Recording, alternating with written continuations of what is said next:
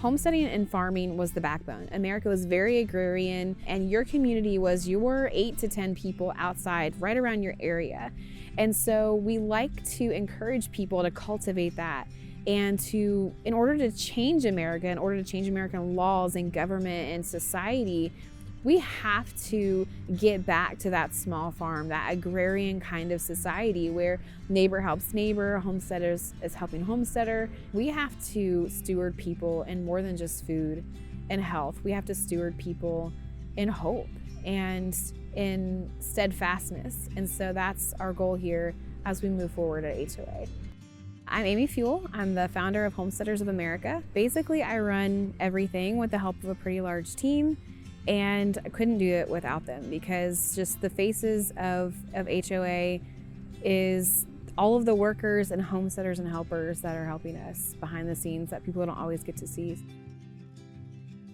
My name is Jean Roby, and I am the Executive Manager for Homesteaders of America. I am Amy 2.0. I am her second brain, and I help her run each event. I handle all the speakers and all of the administrative work that needs to be done behind the scenes, as well as helping managing our team.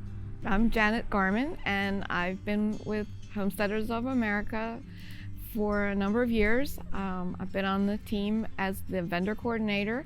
There's also another lady who is also a vendor coordinator, because there's so many vendors now that it takes more than one of us to make sure everybody's happy and content where their vendor booth is. I love working with the vendors.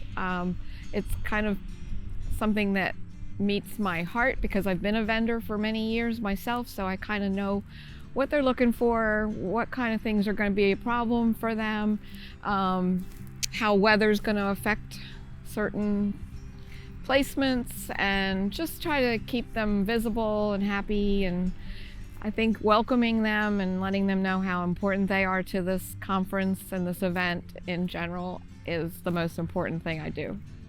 So in 2016, we started Homesteaders of America. It was just a concept of there's not a lot of community support in person. There was a lot online, and it was starting to grow, but there wasn't a lot in person. And so I don't typically travel a lot, and thought, why can't I just bring an event here, even though I had little event experience?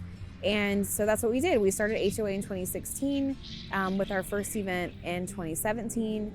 And we were really surprised when, we were expecting 300 people and we had 1,500 people show up. And that was just incredible for us, because one, we weren't prepared for that amount of people. And two, we realized, okay, there's something here. Like, this is a necessary event that we have to have. And so HOA happened in 2016 with the first event in 2017.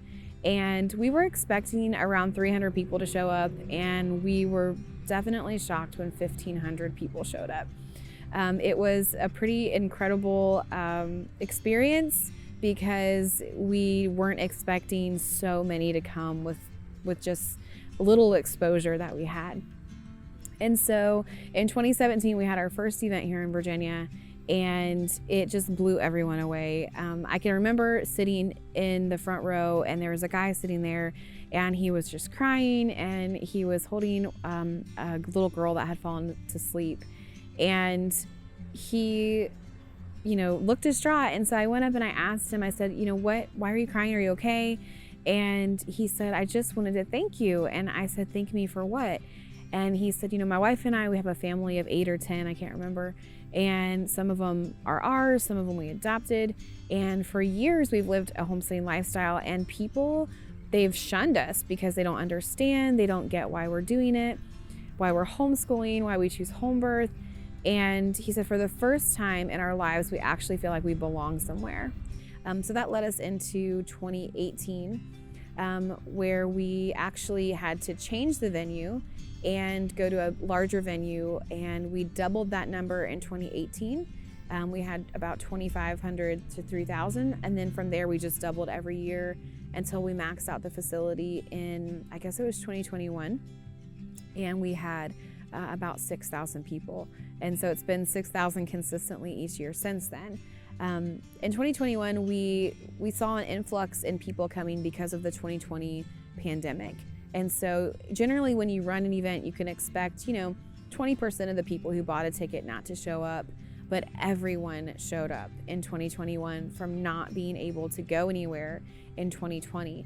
And so we had to order more everything, and it was just a crisis that morning, but it ended up working out really well. Everyone was so understanding. Homesteaders were standing in line on the street, getting to mingle with each other while they waited to come into the gate. And so homesteading from 2016 to homesteading now has changed quite a bit. And it's been interesting to see the change in that, because in 2016, a lot of people were homesteading because it was the new thing, or they just wanted to grow better food for their family. But now, 7 years later, it's been just an incredible change in where we're homesteading for sustainability. We're homesteading for, our broken food system. We're homesteading because we might have to take care of our neighbor one day and not know when that day is going to come. And so our role here at HOA has changed over the last 7 years, and now we're in 2023, and we're doing things a lot differently and implementing new things, and that's where we are. There was a lot of inspiration behind starting HOA, and the main one was I grew up around farming. It wasn't something that I necessarily did. I should have paid way more attention than I did. But I started homesteading because our oldest son was diagnosed with childhood asthma when he was a year old. And he was put on all of these medications that I just knew wasn't something I wanted for his life. And so, growing up, I never knew anything about raw milk. I didn't know about herbalism, but I always had this feeling like I don't ever want to be on medicine like I see my grandparents on and my parents on. I don't want to live that way.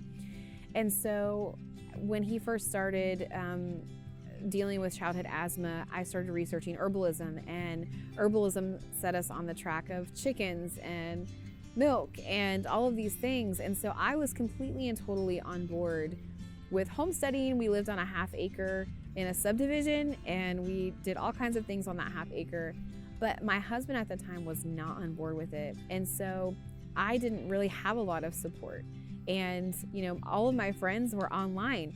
My friend Ann, she was in Washington. My friend Janet was in Maryland. Jean was in Southern Virginia, or the Northern Neck. And so all of these people weren't anywhere near me. And I thought, I'd love to have that support, even if it's just once a year. And so my husband pushed back for quite a few years with HOA, because it took a lot of time during the October months. But suddenly, the Lord just changed his heart and got him on board with this. And when that happened, everything shifted. The goal for HOA shifted. Our marriage shifted. Our marriage was never better. It's never been better. And we were doing this as a team now. And so he is very involved in every conference now. And it's just a pretty incredible experience to see it shift from I need people, and so I'm going to start this event, to people need us and people need this event. And it's just been really neat to watch it grow. The HOA team is pretty incredible, and it's evolved over the years. So when we started in 2016, I basically did everything by myself. And into 2017, I had one assistant that would help. She's not with us anymore, but she did do a lot of helping on the side. And as it grew, I just knew that we had to bring on some more people. And so in the beginning, we had people that just volunteered to help. And I'm forever grateful for that, because it's the only way that HOA could be what it is now. I first heard about Homesteaders of America through my husband. He's the one that discovered the event and wanted to attend it. So I tagged along, but I ended up getting a lot out of it and learning a lot that's opened my eyes to basically learning something old and trying to live more sustainable. So we kept coming back every year, and we were volunteering unofficially. They started to get to know us and basically putting us to work, and we were we're just those people that just always want to help. Initially, I've been friends with Amy for over 10 years. Amy is the founder, and she was telling me about this wonderful idea she had to bring homesteaders together, have an event that would support them, make them feel like they were part of a community. This was back in 2016. In 2017, she organized and held the first conference. There wasn't per se a team then. Amy just did it all and brought us all together, but some of her good friends were helping her, and I was a vendor at the event, so that was wonderful. And then we moved over here to Warren County Fairgrounds, and it kind of all just grew exponentially from there. So in 2018, we saw a pretty big need to start having more staff on board. And so basically the saying in business is, you have to pay people to make more money. You have to pay people before you can afford more people. And that's basically what happened. The Lord provided in those instances too. And so we brought on quite a few people. I went through a business partner at one point that just didn't work out. The Lord was like, no, that's not what I have for you. I felt very much like God was like, I have this, I have you. You don't need investors, you don't need business partners. And that grew abundantly after 2020. And so a lot of our staff came on in 2019 into 2020, and they just rock at what they do. I mean, they come in and they take charge, and it's like HOA is their baby too. And I've told everyone that, like, if you're gonna work for HOA, I want it to feel like it's yours too. There were things that happened in the Tennessee event that I kind of just jumped into without even being asked to do these things, and I didn't know she was watching me. I was just a volunteer. So I think the fact that I just took initiative to take care of things on my own, she really liked that. And then after that, I got a message from her asking me if I was interested in the position and what it. At first, I was like, no, there's no way, because I'm not really a people person at all, or one that delegates very well. Apparently, I do. I told her no at first because I come from the corporate world, and I was comfortable with my I was the billing manager, and I was comfortable in my office, and I didn't want any change. I didn't want to help run this huge event. I just wanted to show up, do my job, and leave. But after more thinking and encouragement from family members that saw what I couldn't see, I accepted the job and started out part-time, and then eventually left my job for this full-time. The crowd tripled in size, and then it just has continued to grow every year, to the point where now we have to cut off ticket sales because the accommodations won't support any more people at one time. So it's been a beautiful thing to watch it grow, because it's very organic. We're not a huge company. There's like 8 or 9 of us behind the scenes managing the different facets of it. There's no big office building with Homesteaders of America sitting around in there with computers. We are all at home, jumping on our computers in between feeding our animals, taking care of our kids, cooking meals for our families. This is just how we operate, and it comes together, and everybody seems to love it. So.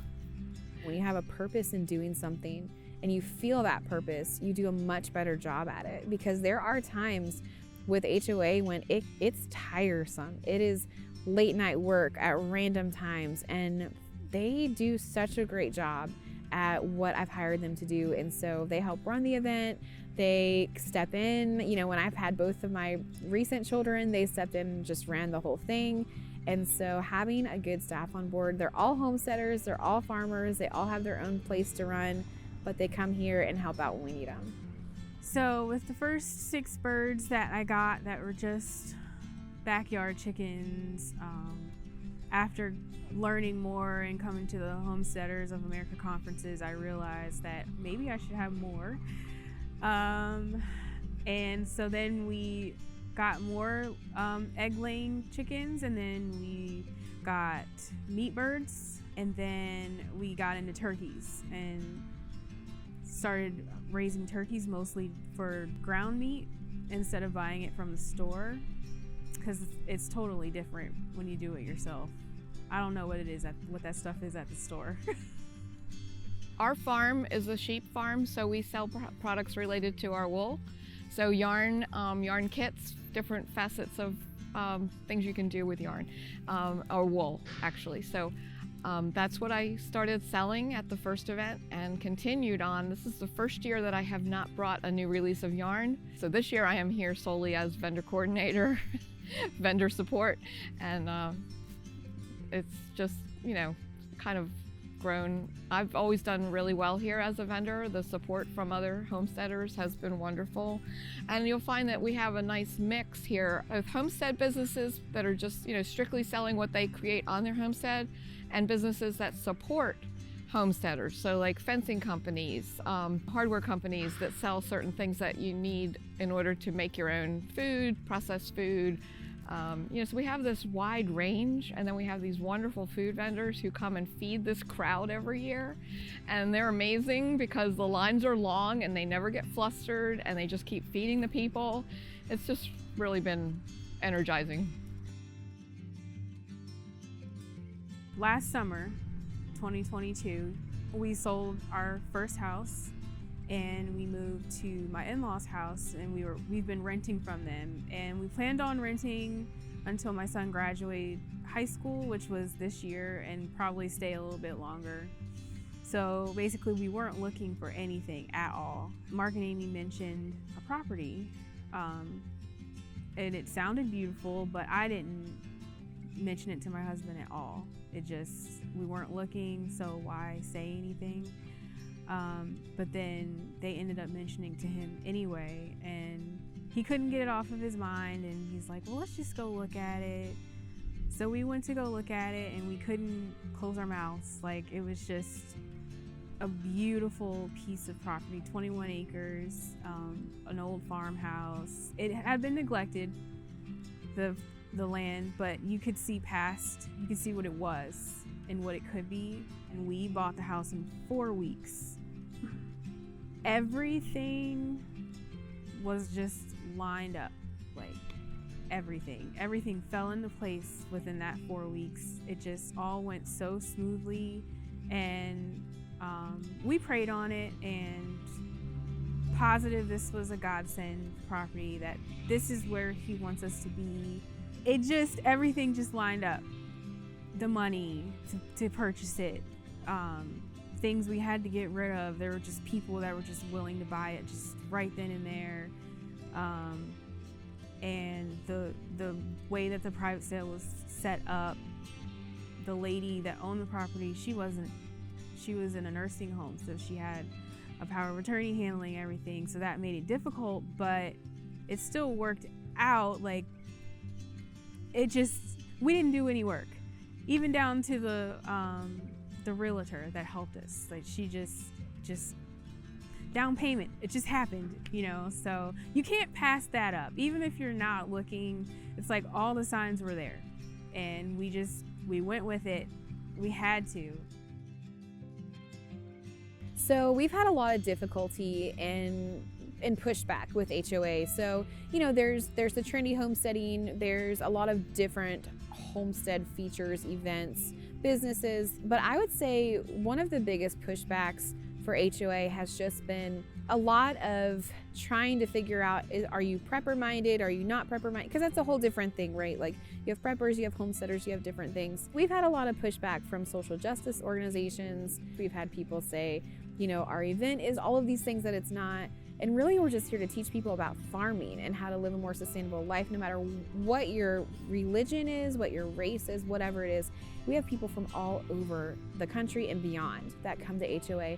And so in this time of how social life is in America, we've dealt more with that than anything else in regard to HOA. Like, everything else has come together seamlessly. The audio video comes together seamlessly. Our volunteers help out. We have HOA, staff members that make things great. In the beginning, when we started HOA, I thought a lot of the challenges would be financial.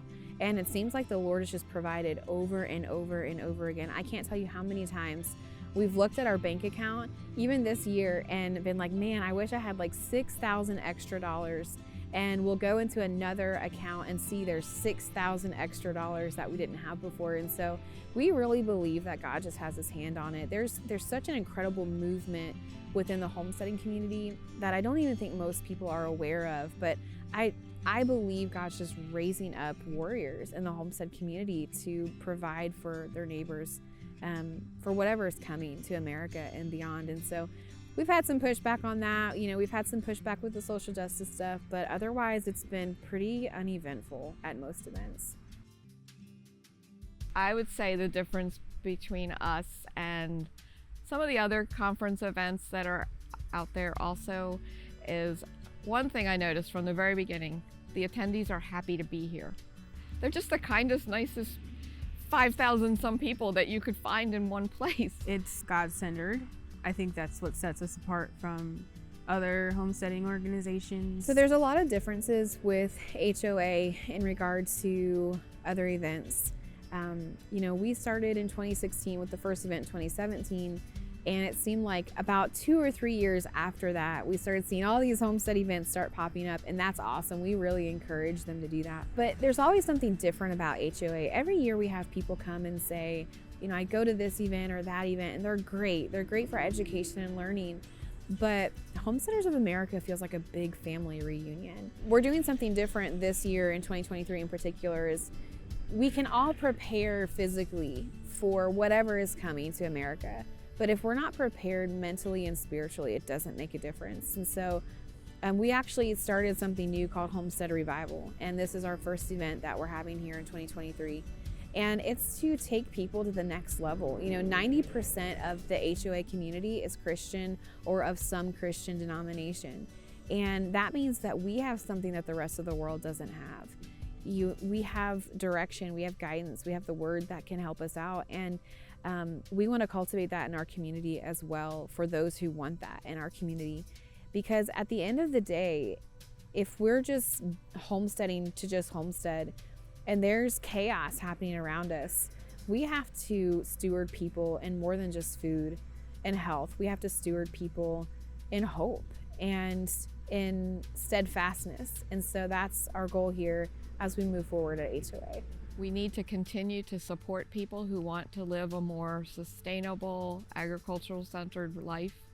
And so if we can just continue to put on these events that help them get to that point, whether it be, they're in an apartment and they're hoping to get land one day and they just want to kind of know which direction they're going and what should they be looking for. Or the people that have been doing it for years, but they want to ramp it up. Like, how do we make this into a business? How do we get from the part where, we're selling to our neighbors, but now we want to sell to the bigger community out there? How do we go there? What do we need to look for? I think this is information that needs to be freely accessible, and keeping the cost down to attend is a big part of that. This is not a high-priced event, probably why it sells out so quickly, because people don't have to think a lot about this expenditure. So I think we just need to continue on and remembering our roots. Once people come here, they take everything they learn back home.